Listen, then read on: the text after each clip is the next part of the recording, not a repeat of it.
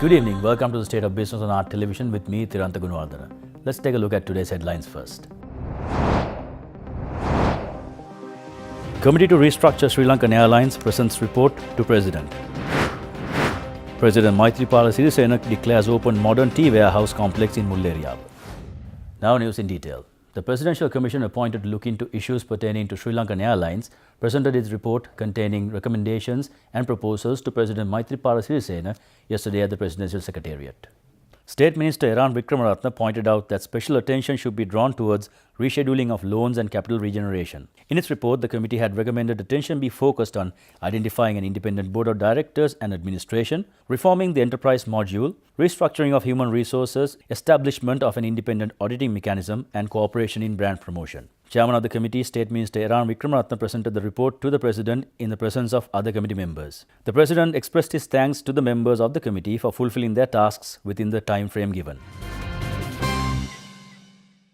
A modern warehousing complex by Maxims Holdings, a diversified board of investment approved company, was declared open by President Maithripala Sirisena this morning in Mullaeriyawa.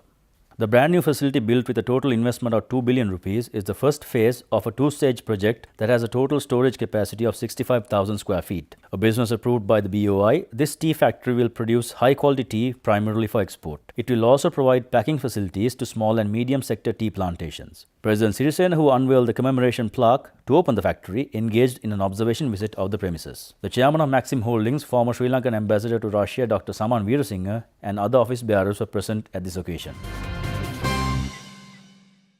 Speaking exclusively to Art Television for a special business program, CEO of the Shippers Academy and chairman to the Advisory Committee on Logistics for the National Export Strategy, Rohan Masakorala elaborated upon the challenges faced by the Colombo port in terms of growth. Actually, whenever the Port of Colombo since 1980s has been adding capacity, it has grown. Whenever political will has not been there to add capacity, do the infrastructure, it has gone down. So that's the fact. We have delayed a lot of our projects. Country would have probably not handled 7 million TEUs by now. It should have handling 10 to 12 million TEUs. But the delays of infrastructure left Sri Lanka out in terms of decision makers of shipping companies. Shipping companies are global operators who are having their own pressures. Right? There is east-west trade, they also must fill up the ships, there is economics for them. So they look at various countries and see what are our next 3 years future plan. Are there capacity, is there enough depth, how are the cranes, what are the productivity. They look at all those factors and decide to call on different ports. So if Sri Lanka doesn't give the signal in advance, okay, we are ready for you guys in 5 years, 10 years, we have so much of capacity, we have the newest cranes to operate, then they will put more services to Sri Lanka. So Sri Lanka has gone in the up and down circles because of our lack of proper planning for infrastructure. Right now we are blocked out in Colombo because South Harbour has come. One terminal is fully operational beyond capacity also. Now for the last 4 years we've been delaying the process of executing the East Container Terminal. Now international players like shipping lines are also watching. Is Sri Lankan government or the authorities going to do this? When is it going to be ready? If I don't know your plan to be ready, would I put a service there? I won't. So therefore country can lose in that sense. But in the long run, if we put up the infrastructure, Sri Lanka still has the regional advantage to be the major maritime hub and the transshipment hub. Right now we are a transshipment hub, way more to go for maritime hub. Rohan Masakorala also elaborated upon the effects of the Hambantota port being managed by China.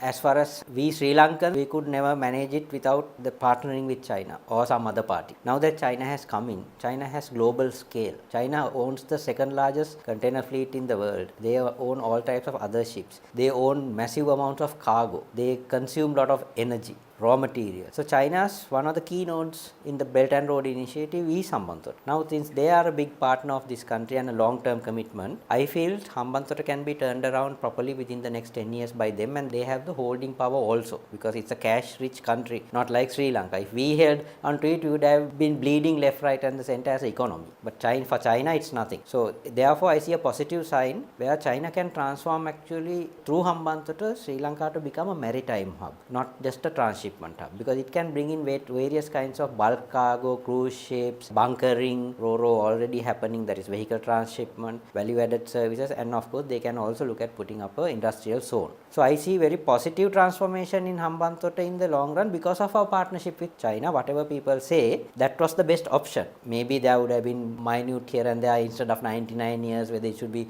66 years or whatever. Those are arguable points. But the decision is right to partner a global leader in maritime, energy, exports, and the second largest economy of the world. It makes sense to partner China. That partnership can transform the country into a maritime hub. It's time for a short commercial break. Do stay tuned for more news after this.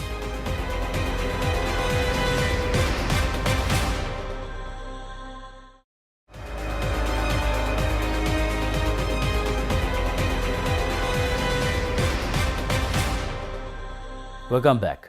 The 33rd CEO Network Forum, organized by Art Television under the theme Monetary and Financial Sector Policies for 2019 and Beyond, was held in Colombo last Friday, featuring the Governor of the Central Bank, Dr. Indrajith Kumaraswamy, as the keynote speaker.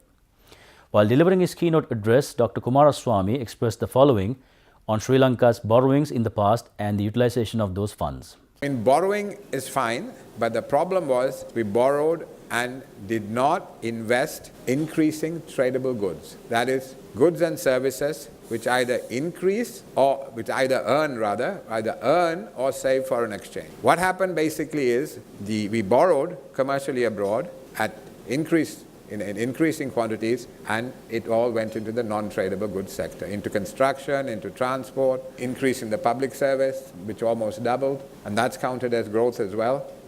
So it went into the wrong places, the money. It's fine to borrow, but you have to make sure that you either earn or save enough foreign exchange to pay it back. But we didn't do that. Our tradable goods sector went down from 75% to 45% over the last 10, 12 years. So, the whole kind of framework needs now to be shifted around. Elaborating further, Dr. Kumaraswamy made the following statement regarding external debt. As far as the external debt is concerned, I will tell you what our plans are, but we are essentially on a holding operation. We are basically rolling over this debt to buy time to get our exports up, so that are receivable, so that we earn more foreign exchange to start paying this debt back. That's when we really will make headway in getting out of this problem. But in the meantime, we have to manage our affairs well enough for people to keep lending us money. If they stop lending us money, that's the classic Greek situation, where you have a stop and a crisis. Dr. Kumaraswamy also spoke regarding the investor confidence and how an IMF arrangement helps increase investor confidence. In terms of maintaining investor confidence, for people to invest in our bonds, for people to come and bring in FDI, etc., this is where an IMF arrangement is useful. If you have the good housekeeping seal of an IMF arrangement, it does help a great deal. In fact, the question we are constantly being asked is, what has happened to your arrangement with the IMF? Are you all going to go back there? If you talk to investors, we talk to rating agencies, that's the first question they ask you, because they want to know that there is surveillance from the IMF and that the IMF kind of gives us this good housekeeping seal. Tune into Art Television Sunday 3rd February at 8:30 p.m. for the exclusive telecast of the 33rd CEO Network Forum held on the 25th of January. Earnings from merchandise exports has increased moderately by 4.1% year-on-year to $980 million in November 2018. The growth in exports was driven by industrial exports, while agricultural exports continue to decline. Under industrial exports, export earnings from textiles and garments increased notably in November 2018, mainly driven by exports to the US. In addition, garment exports to non-traditional markets such as India, Canada and Australia, as well as the EU market, increased along with textiles and other made-up textile articles. Earnings from petroleum products increased significantly in November 2018, reflecting higher bunker and aviation fuel prices, despite a slight reduction in export volumes in comparison to that of November 2017. Export earnings from machinery and mechanical appliances also increased substantially during November 2018 due to improved performance in all subcategories therein. Further, export earnings from food, beverages and tobacco, rubber products and base metals and articles rose in November 2018, contributing towards the increase in industrial exports. However, export earnings from the printing industry products, gems, diamonds and jewelry and leather, travel goods and footwear declined in November 2018. The export volume index in November 2018 increased by 2.9%, while the export unit value index increased by 1.1%, implying that the growth in exports was driven mainly by the increased volume rather than price compared to the volume and unit value indices in November 2017. Sri Lanka has failed to show progress on the 2018 Corruption Perceptions Index compiled by Transparency International, the global coalition against corruption. Sri Lanka has scored 38th on the CPI 2018, retaining the same score from 2017, which is measured on a scale of 0, highly corrupt, to 100, very clean. Sri Lanka is ranked 89th in the world and 3rd in South Asia, behind Bhutan ranked 25th and India, who is in 78th place. Transparency International noted that a cross-analysis with global democracy data reveals a link between corruption and the health of democracies. Full democracies score an average of 75 on the CPI, flawed democracies score an average of 49, hybrid regimes, which show an element of autocratic tendencies, score 35, and autocratic regimes perform worst with an average score of just 30 on the CPI. Sri Lanka's CPI score suggests that it falls between a flawed democracy and a hybrid regime. The 2018 CPI is computed using 13 surveys and expert assessments to measure public sector corruption in 180 countries and territories. Denmark and New Zealand are ranked first and second respectively with scores of 88 and 87, with Somalia coming in last at 180th with a score of 10. Stocks ended in the green today. Let's see how they performed after this short commercial break.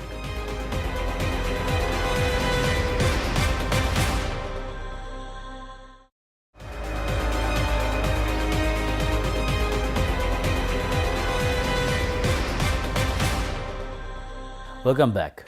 Trading at the Colombo Stock Exchange ended on a positive note today. The All Share Price Index gained 23.66 points to close at 5,997.12, and the S&P SL20 gained 30.27 points to close at 3,082.52. The turnover was 841.8 million rupees and 107.4 million shares were traded. Up next, let's take a look at today's forex trades.